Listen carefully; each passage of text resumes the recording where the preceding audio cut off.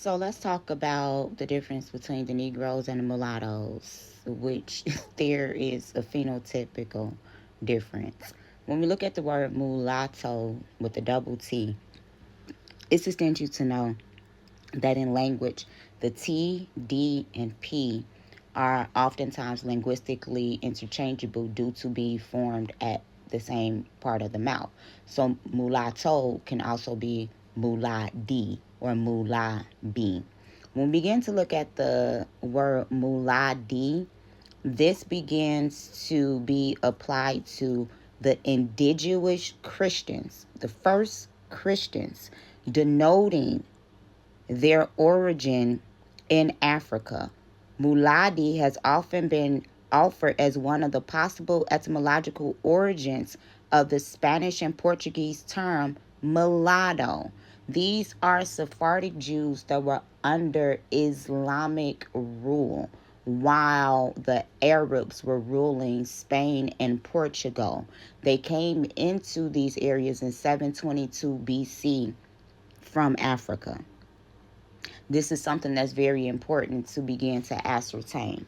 So when we begin to look at the Portuguese, they in fact are called the blackest of the Sephardic Jews.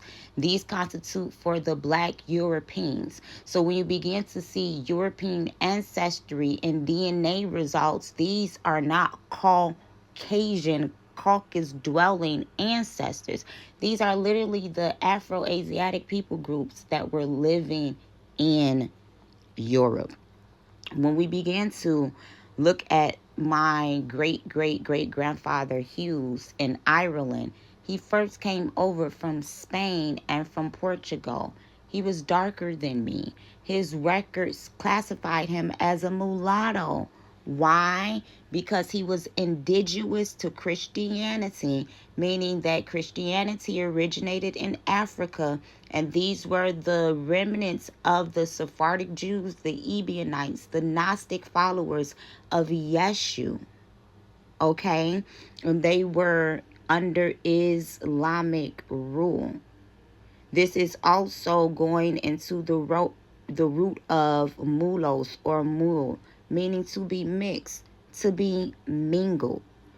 When we begin to look at my ancestors, the holidays who came over from England, came over from Britain and Scotland into South Carolina, these were mulattoes as well.